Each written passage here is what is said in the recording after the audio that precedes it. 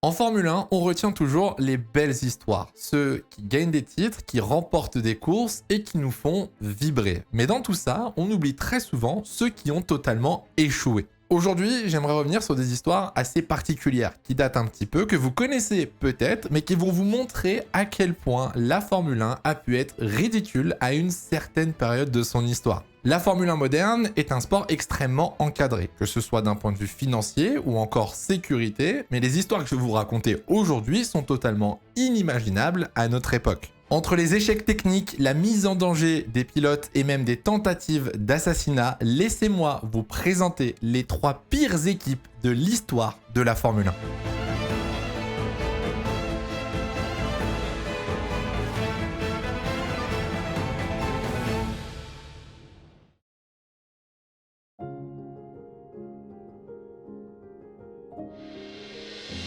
La première équipe dont j'aimerais vous parler, c'est Andrea Moda, et c'est probablement l'une des équipes les plus catastrophiques de l'histoire de la Formule 1. Engagée dans le championnat du monde 1992, l'équipe Andrea Moda s'est construite sur les restes de l'équipe italienne Coloni. Alors Coloni, eux, étaient engagés en Formule 1 de 87 à 91, mais n'ont pas participé à beaucoup de grands prix. À l'époque, beaucoup d'équipes étaient présentes sur la grille, mais seulement quelques-unes pouvaient participer aux courses. Et pour ça, elles devaient passer par des phases de préqualification, ce qui n'était pas le cas de Coloni. Avec des résultats compliqués, Enzo Coloni finit par vendre son équipe à la fin de l'année 1991 à un riche Italien du nom de Andrea Sassetti. Alors on ne sait pas grand-chose sur lui à ce moment-là, on sait juste que c'est un riche Italien, mais l'origine de sa richesse est assez floue, entre casino, poker et héritage.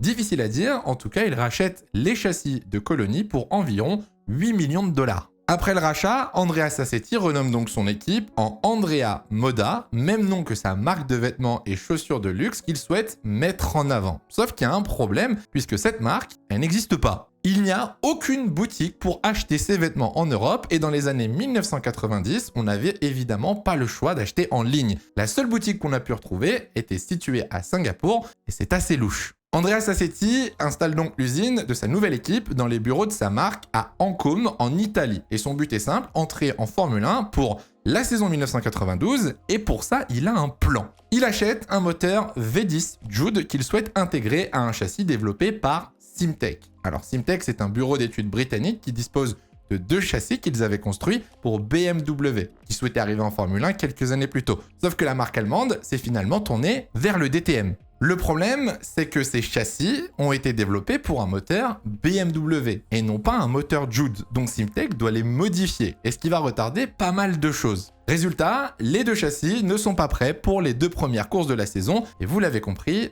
ça commence déjà très mal. En attendant, Andrea Sassetti décide donc d'utiliser les châssis de Coloni pour commencer la saison. Côté pilote, il engage 2 Italiens dans l'idée de créer une équipe familiale avec Alex Caffi et Enrico Bertaglia. Sauf que rien ne va se passer comme prévu. Dès le premier Grand Prix à Calami, la FIA s'oppose à la participation de l'équipe parce que Sassetti refuse de payer les 100 000 $ de frais d'entrée, ce qui va notamment énormément énerver Bernie Ecclestone. Sassetti explique qu'il n'a rien à payer puisqu'il a racheté Coloni, donc selon lui ce n'est pas une nouvelle équipe. Sauf que pour Bernie, le nom a changé, donc c'est une nouvelle écurie et il faut donc payer. Résultat, Andrea Moda ne participe pas à la première course, ni à la deuxième course et ne fait absolument aucun kilomètre. Même les pilotes, Caffi et Bertaglia critiquent l'équipe en disant que c'est une vaste blague, ce que Sassetti ne va pas du tout apprécier puisqu'il les licencie immédiatement et les remplace par Roberto Moreno et Perry McCarthy. Alors, Moreno, c'est un pilote brésilien expérimenté qui a déjà roulé en Formule 1 et fait un podium avec Benetton avant d'être renvoyé et remplacé par un certain Michael Schumacher. McCarthy, lui de son côté, est un jeune pilote sans expérience qui arrive tout juste de F3000, mais surtout, il n'est pas payé et doit travailler à côté de la saison. Et le pauvre, sa saison en Formule 1 va être un véritable cauchemar. Au Brésil, il est déjà mis de côté parce que la FISA lui refuse sa super licence et sa situation devient encore plus linéaire quand Enrico Bertaglia revient avec des sponsors pour récupérer son baquet. Bien évidemment, Sassetti veut le reprendre et se débarrasser de McCarthy. Sauf que Bernie Ecclestone intervient, encore une fois, en rappelant que les équipes n'ont le droit qu'à 2 changements de pilote. Le seul moyen serait donc que McCarthy démissionne, ce qu'il va refuser. Résultat, il ne roule quasiment pas, fait 2 ou 3 tours par week-end et sa voiture sert surtout de voiture de secours pour Moreno. Pour ce qui est du côté de la piste, c'est très simple. C'est une catastrophe. La voiture ne passe jamais les préqualifications, elle est à plus de 10 secondes des autres et encore quand elle arrive à rouler. Parce que le châssis n'est pas du tout adapté au moteur, ce qui entraîne énormément de problèmes. À ce stade, pour voir Andrea Moda en course, il faudrait presque un miracle, ou du moins un coup de pouce. Et ce coup de pouce, il arrive à Monaco. Grâce à ses relations dans le paddock, Roberto Moreno récupère un baril d'essence d'une top team. Et même si ça peut paraître tout bête, ça peut paraître anodin, cette essence est beaucoup plus performante que celle qui est utilisée par Andrea Moda. Et comme par hasard, contre toute attente, Moreno réussit à se qualifier pour le Grand Prix de Monaco. Alors je vous arrête tout de suite, le rêve ne va pas durer très longtemps puisqu'il abandonne après quelques tours à cause du moteur, mais au moins Andrea Moda a pu participer à son premier Grand Prix de son histoire. Et à ce moment-là, on peut se dire, ça va enfin lancer leur saison. En réalité, Monaco, c'est surtout le début de la fin. Quelques semaines plus tard, un incendie criminel vise une boîte de nuit appartenant à Sassetti, qui d'ailleurs se fait même tirer dessus et échappe à une tentative d'assassinat, ce qui renforce énormément les soupçons autour de lui. Quelques semaines plus tard, au Canada, le motoriste Jude se plaint de ne pas avoir été payé. Sassetti dément et comme par hasard, les moteurs Jude ne sont pas livrés à temps pour la course à cause d'un problème d'avion, ce qui oblige Andrea Moda à emprunter des moteurs à Brabham. Vous voyez bien que l'histoire commence à tourner à la catastrophe. Au Grand Prix suivant, en France, l'équipe ne participe même pas aux préqualifications parce que leur camion est bloqué sur l'autoroute à cause des grèves. À Silverstone, Perry McCarthy roule à domicile, mais avec des pneus pluie usés sur une piste sèche. Que ce soit sur la piste ou en dehors, Andrea Moda passe littéralement pour une équipe d'amateurs. Et ça commence sérieusement à agacer Bernie Ecclestone, la FIA et la FISA, jusqu'au Grand Prix de Belgique, qui va être la goutte de trop. Comme d'habitude, les voitures sont à la ramasse en préqualification, mais cette fois, on est à 2 doigts de la catastrophe puisque McCarthy est envoyé en piste avec une colonne de direction cassée qui se bloque dans le raidillon à pleine vitesse. Alors, il s'en sort sans problème, heureusement, mais quand il demande des explications à son mécanicien, on lui explique simplement que c'est une ancienne pièce de Moreno et qu'il n'y en avait pas d'autre. Énervé, il décide donc d'aller voir Sassetti, sauf que Sassetti est occupé pour une certaine raison. Pendant la séance, des huissiers sont arrivés dans le paddock pour discuter avec l'Italien à cause des factures impayées. Sassetti dément et présente des faux documents. Le ton monte entre Sassetti et les huissiers jusqu'à ce qu'ils viennent à se battre, obligeant la police à intervenir. Vous vous doutez bien, là, c'en est trop pour la FIA qui décide d'exclure Andrea Moda du championnat pour atteinte à l'image de la Formule 1. La réponse de Sassetti, c'est bonsoir, non. L'Italien et son équipe se présentent au Grand Prix suivant à Monza pour faire leur course à domicile. C'est totalement lunaire, hein. La FIA refuse la participation et c'est comme ça que Andrea Moda quitte définitivement le monde de la Formule 1. Bon, depuis, Sassetti a eu plusieurs problèmes avec la justice. Roberto Moreno, lui, a continué sa carrière. Mais ce qui est le plus fou, c'est que Perry McCarthy a participé aux 24 heures du Mans et est devenu le tout premier stig d'une émission que vous connaissez très très bien, Top Gear. On parle quand même d'une équipe qui a réussi à faire intervenir la police au milieu du paddock, à avoir des liens avec la mafia, mais dites-vous que ce n'est que la première équipe des 3 que je vous présente dans cette vidéo.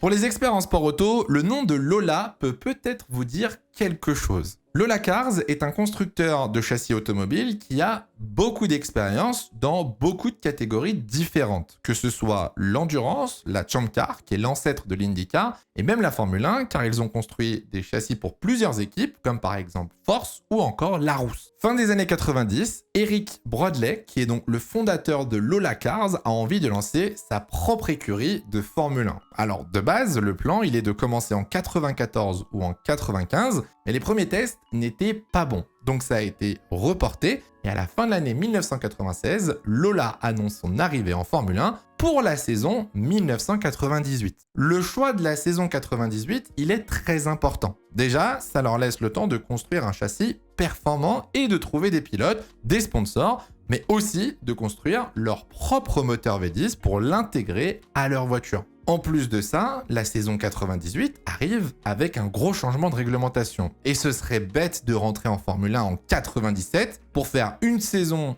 face à des adversaires avec des voitures ultra développées et tout recommencer de zéro une saison plus tard. Là, vous devez vous dire, bon, le plan de base est plutôt bon, il est logique, mais vous vous doutez bien que si j'en parle dans cette vidéo, c'est que tout ne s'est pas passé comme prévu. La Formule 1 est un sport qui demande énormément d'argent. Et pour l'aider dans cette aventure, Lola peut compter sur son sponsor principal, Mastercard. Mastercard arrive avec la promesse d'un énorme budget qui suffira pour couvrir presque toutes les dépenses de l'écurie pendant la saison. Sauf qu'en échange, Mastercard a quelques conditions. La première, c'est que Lola se transforme en Lola Mastercard. La deuxième, c'est que les voitures et les couleurs de l'équipe soient aux couleurs de Mastercard. Et la troisième, c'est que Lola Mastercard ne s'engage pas en Formule 1 en 98, mais directement en 97. Pour rappel, l'annonce de Lola pour son arrivée en Formule 1, donc elle se fait fin 96, en novembre pour être précis. Vous l'avez compris, ça laisse que 4 mois à l'équipe pour trouver 2 pilotes, un moteur et construire un châssis. Bon, vous vous doutez bien, c'est mission impossible et directement, dès son arrivée, Lola doit revoir ses ambitions à la baisse. Bon, pour le châssis, ils vont essayer de bricoler quelque chose. Ils vont récupérer une partie du châssis qu'ils avaient fait pour la Scuderia Italia en 93. Ils ajoutent une partie du châssis qu'ils avaient construit pour des tests en 94. Ils vont ajouter une partie du châssis de Chemcar. Autant vous dire, on est plus sur du bricolage que de l'innovation et de la conception. Pour le moteur, vous vous doutez bien que l'idée de créer leur propre V10 tombe totalement à l'eau. Alors, Eric Broadley va voir Ford pour essayer de leur acheter un moteur. Problème, Ford a déjà un contrat d'exclusivité avec Stewart pour leur nouveau V10. Mais ils peuvent fournir à Lola leur ancien moteur V8 qui n'est pas très performant. À ce moment-là, Lola Mastercard a donc une voiture, un moteur, il ne manque plus que les 2 pilotes. Et les heureux élus sont Vincenzo Sospiri et Ricardo Rosset. Alors Ricardo Rosset, c'est un Brésilien qui a déjà eu l'occasion de faire quelques courses en Formule 1, mais il a une certaine réputation de pilote pas très propre. Je vous fais pas un dessin, on n'est pas sur le pilote du siècle. À ses côtés, Vincenzo Sospiri est un jeune Italien qui n'a absolument aucune expérience en Formule 1, mais qui a remporté la Formule 3000 en 95. Et à l'époque, la Formule 3000, c'est l'antichambre de la Formule 1. Donc ça donne un petit peu d'espoir d'avoir un pilote qui peut performer. Avec ces 2 pilotes et 2 voitures construites en un temps record, Lola participe à des tests privés quelques jours avant le début de saison et sans surprise, c'est la catastrophe. La voiture est lente, a plein de problèmes, ne peut faire que 12 tours. Ça me rappelle une écurie verte. Autant vous dire que chez Lola Mastercard, on n'est pas très optimiste pour la saison 97 et ça va directement se confirmer en Australie avec la manche d'ouverture. Dès la première séance d'essai, c'est une catastrophe. Je vous jure, c'est pas une blague ce que je vais vous raconter, mais les Lola sont en piste, mais sont tellement lentes comparées aux autres voitures qu'on pourrait croire qu'elles ont un problème technique. Alors qu'il n'y en a pas. Le châssis est nul. Le moteur est nul. La voiture est lente en ligne droite car elle a trop de traînée, mais elle est aussi lente en virage parce qu'elle n'a pas d'appui. La voiture est instable, inconduisible, elle a un mauvais équilibre et cerise sur le gâteau, installez-vous bien, la voiture est asymétrique. Donc en ligne droite, la voiture ne va pas droit, elle dévie sur un côté. Sans aucune surprise, les 2 Lola terminent dernières des essais alors qu'elles étaient à fond avec le réservoir vide pour s'entraîner pour les qualifications pendant que toutes les écuries roulaient avec le réservoir plein pour s'entraîner pour la course. Juste avant les qualifications, Eric Broadley déclare que si ces voitures ne passent pas la barre des 107%, alors ils n'ont rien à faire en Formule 1. Je vous jure qu'il va pas être déçu parce que les 2 Lola Mastercard terminent à 11 secondes derrière la pole position de Jacques Villeneuve et 5 secondes à la limite des 107%. Quand ils apprennent ça, Vincenzo Sospiri est furieux et devinez quelle est la première chose qu'il va faire en sortant de la voiture. Alors vous allez me dire, ouais, Hydro il est énervé, c'est logique, il va critiquer la voiture ou alors son équipe. Non, non, non, non, non. La première chose que Sospiri va faire en sortant de la voiture, c'est de se plaindre du temps de Jacques Villeneuve qui était trop rapide. Oui, alors oui, il était très rapide. Le Canadien avait pris la pole position avec 1 seconde 7 d'avance sur le deuxième. Mais de là à reprocher à une voiture et à un pilote d'aller trop vite, je trouve ça exceptionnel. En étant en dehors des 107%, Lola Mastercard ne peut donc pas participer au week-end de Grand Prix et c'est un véritable échec et surtout une humiliation. En plus de l'échec sportif, c'est aussi un échec financier pour Mastercard. Dans l'argent qu'ils avaient promis à Lola, Mastercard avait prévu qu'une partie soit financée par des clients. Au début de la saison, Mastercard avait lancé une offre qui s'appelait Club F1 et qui permettait aux abonnés de financer l'équipe Lola Mastercard via des abonnements. Ça allait du palier du plus bas offrant du merch ou des autographes au palier au plus haut avec des invitations sur les Grands Prix, repas avec les pilotes ou même visite du garage avec la voiture. Alors, sur le principe, pourquoi pas? L'idée est pas mauvaise, mais le problème, c'est que ça fonctionne pas quand il n'y a que 30 abonnés. 30 abonnés, c'est ridicule. Et face à un échec sportif et financier, Mastercard a été obligé de se retirer du projet seulement après une course. Sans son partenaire titre, Lola tente quand même de se rendre au Brésil pour la deuxième course de la saison, mais à cause des dettes, il se retire avant même le début du week-end et abandonne totalement le projet Formule 1. Pour bien finir cette histoire, les pilotes n'étaient même pas au courant que Lola abandonnait la Formule 1 et ils l'ont appris la veille des essais à Interlagos dans la presse locale. C'est fou de se dire que, à l'origine, le projet de Lola aurait pu avoir du potentiel, mais surtout fonctionner, vu leur expérience en sport auto. Seulement si Mastercard avait patienté jusqu'en 98. On aurait évité une telle catastrophe, mais surtout, aujourd'hui, Lola Mastercard est l'une des écuries en Formule 1 avec la carrière la plus courte de l'histoire.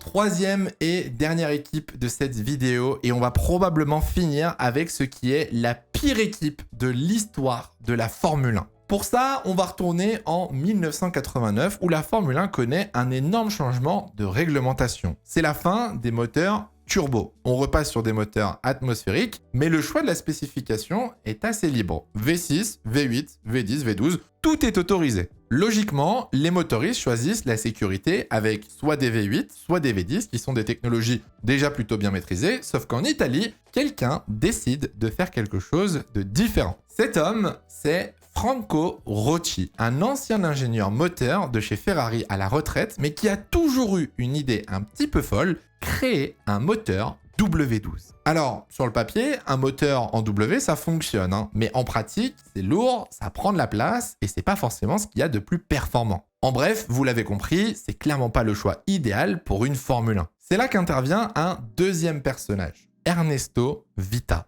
Alors Vita, c'est un homme d'affaires italien, oui encore, et quand il entend parler du projet du moteur W12, il y voit une énorme opportunité. Il part donc rencontrer Rocci et lui propose une idée de business. Pour lui, avec le changement de réglementation de 1989, ce moteur W12 peut devenir une révolution dans le monde de la Formule 1. Il propose donc à Rocci de créer plusieurs moteurs afin de les vendre aux écuries déjà engagées en Formule 1. À ce moment-là, Rocci, il est âgé, il est passionné par la peinture et on pourrait se dire qu'il a honnêtement d'autres chats à fouetter. Mais contre toute attente, il accepte. Dans la tête des deux Italiens, le plan de produire des moteurs W12 est un giga banger et pour eux, c'est sûr que ça va fonctionner. Spoiler alert! Aucune équipe n'achète ce moteur. Zéro! Alors, en temps normal, la décision logique aurait été de se raisonner et d'abandonner l'idée. Mais non, Ernesto Vita est persuadé du potentiel du W12, donc si aucune équipe ne veut du moteur, alors il va créer sa propre équipe. On est en 1990 et Ernesto Vita lance son équipe Life Racing Engine. Pour ça, il rachète un châssis à l'ancienne équipe First Racing, le repeint en rouge, installe son usine à Modène. Alors oui, ça ressemble un petit peu au projet de Ferrari, je vous jure qu'on est bien loin de ça. Les premiers problèmes arrivent vite car le châssis que Vita a racheté à First Racing n'est pas éligible pour la Formule 1. C'est un châssis très fin et qui n'a tout simplement pas passé les crash tests. Et en même temps, quand on voit à quoi il ressemble et le fait que les épaules du pilote dépassent, ça n'a rien d'étonnant que ce ne soit pas légal. Ernesto Vita fait donc appel à un autre ancien ingénieur de Ferrari, Gianni Marelli, qui est chargé de bricoler et modifier le châssis pour le rendre légal et pour intégrer au mieux le moteur W12. Et après quelques mois de travail, ça y est, la Life L190 est prête à prendre la piste pour la saison 1990. Pour le pilote, Ernesto Vita engage Gary Brabham, le fils du triple champion du monde Jack Brabham. Alors, on va pas s'attarder sur lui parce que c'est une énorme ordure qui a fait des choses horribles et qui a fait de la prison pendant plusieurs années, mais c'est lui qui sera le seul pilote au volant de la seule voiture engagée par Life. Parce que oui, vu le tout petit budget de l'équipe, Ernesto n'engage qu'une seule voiture pour la saison 90. Croyez-moi qu'il aurait mieux fait d'en engager aucune. Pour le premier GP de la saison, à Phoenix, Life passe déjà pour les clowns du paddock. L'équipe de Ernesto Vita se présente sans aucune pièce de rechange et ne fait que quelques tours lors des préqualifications avant que le moteur ne casse. Alors oui, c'est la même chose que pour Andrea Moda, Life ne passe pas les préqualifications, mais on parle là d'un retard de 35 secondes par tour. C'est pas 35 secondes sur la pole position, non, 35 secondes sur le meilleur temps des préqualifiés. La Life L190 est un tracteur. Le moteur est nul, 2 fois moins puissant que les autres moteurs, surchauffe tellement que même lorsque la voiture est à l'arrêt, le moteur ne refroidit pas. Du côté du châssis, c'est pas mieux au vu de l'aéro catastrophique et du surpoids de la voiture. Pour que vous vous rendez bien compte, même les courses de support en F3000 faisaient des temps plus rapides que la Life L190. Lors du Grand Prix suivant, Gary Brabham ne peut même pas faire un temps en préqualification au Brésil puisque son moteur explose à la sortie des stands. Après seulement 2 apparitions, Gary quitte l'équipe et est suivi par quelques ingénieurs et mécaniciens qui avaient accepté de rejoindre Life. L'équipe est tellement nulle que personne ne veut les rejoindre, aucun pilote, aucun technicien, aucun sponsor, rien. Après seulement 2 courses, l'équipe de Ernesto Vita est déjà en train de couler et il se demande donc s'il ne doit pas tout simplement tout abandonner. Mais contre toute attente, juste avant le Grand Prix de Saint-Marin à Imola, il trouve un nouveau pilote, Bruno Giacomelli. C'est un pilote italien avec beaucoup d'expérience en Formule 1 mais qui n'a pas roulé depuis quelques années. Et à la surprise de tout le monde, il accepte de rejoindre Life pour 2 raisons. La première, et elle se comprend, c'est la curiosité de voir à quoi ressemble ce fameux moteur W12. Et la deuxième, c'est le gros chèque que lui promet Ernesto Vita à la fin de la saison. Bon, spoiler, je vous l'annonce, il ne touchera absolument aucun argent. Dès sa première sortie en piste à Imola, Bruno Giacomelli regrette d'avoir rejoint Life puisqu'à cause d'un problème moteur, il ne peut pas passer la 3e vitesse et termine les préqualifications avec un temps, préparez-vous, de 7 minutes 12. Je savais même pas que c'était possible d'être aussi lent à Imola. 7 minutes 12 pour un tour lancé. À ce moment-là, la FIA commence sérieusement à s'inquiéter et suggère à l'équipe d'arrêter, mais Life continue. Et Ernesto veut aller jusqu'au bout de la saison. Course après course, préqualification après qualification, les éliminations s'enchaînent et les écarts sont toujours de plus en plus grands. Giacomelli lui-même commence à s'inquiéter, non pas pour la voiture ou la réputation, mais pour sa propre vie. La voiture est tellement lente qu'il a peur de se faire rentrer dedans par quelqu'un. Il devient littéralement une chicane mobile qui se déplace au milieu de la piste. Life est ridicule sur la piste, mais aussi en dehors, car les finances sont au plus bas. Giacomelli n'est pas payé, les mécaniciens non plus, et l'équipe survit comme elle peut. Et pour aller jusqu'au bout du ridicule, en fin de saison, un investisseur se présente, un certain Mikhail Piszkowski. Alors, c'est le président d'une société industrielle à Saint-Pétersbourg. Il est fan de sport automobile et propose à Ernesto Vita un chèque de 10 à 15 millions de dollars contre une toute petite contrepartie. C'est comme ça que Life Racing Engine se retrouve avec un drapeau de l'URSS collé sur le dos de sa voiture. Je vous jure que ce n'est pas une blague.